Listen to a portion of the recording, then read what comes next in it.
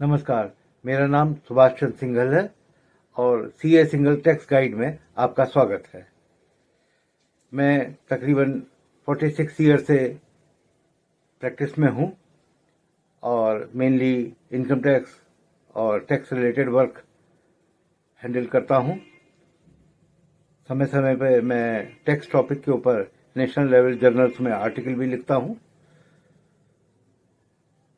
Income tax का काम Delhi level और एनसीआर में डिफरेंट एडवोकेट और चार्टर्ड अकाउंटेंट के रेफर्ड वर्क की अपील्स हैंडल करता हूं और सक्सेस रेट काफ़ी अच्छा है।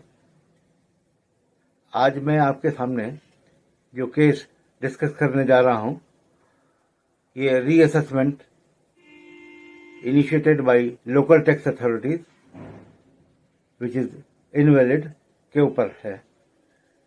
टैक्स पेयर की मुख्य चिंता इस बात की होती है कि उसका केस रीओपन ना हो जाए।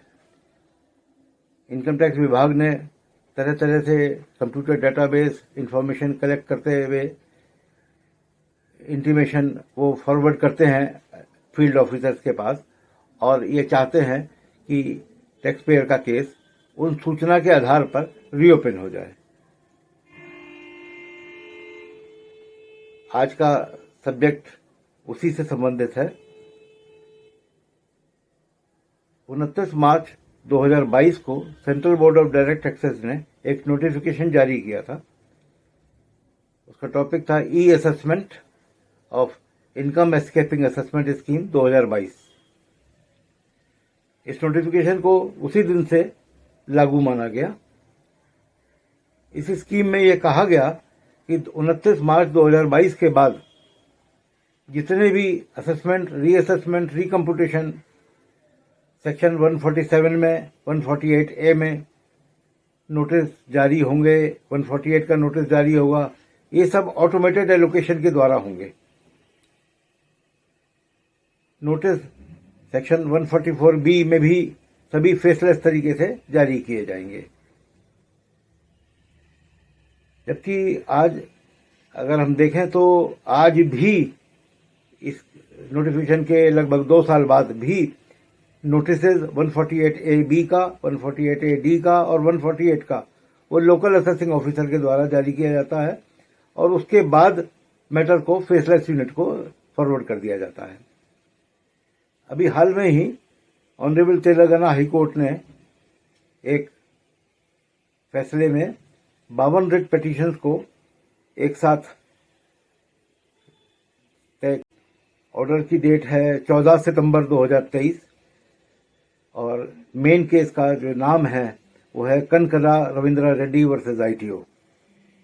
इस फैसले में अदालत ने यह कहा कि जब डिपार्टमेंट ने ऑटोमेटेड एलोकेशन यानी फेसलेस मैनर में रीअसेसमेंट शुरू करने के लिए प्रावधान किया है तो लोकल असेसिंग ऑफिसर द्वारा 148A-B, 148A-D एंड 148 का नोटिस जारी करना ये गलत है। उन्होंने एक सुप्रीम कोर्ट के फैसले का हवाला देते हुए ये भी कहा कि जब कानून के अंदर किसी काम को करने के लिए एक पर्टिकुलर मेथड प्रिस्क्राइब होता है और उसमें जरा सा भी वेरिएशन हो तो सारा प्रोसेस इनवैलिड हो जाता है।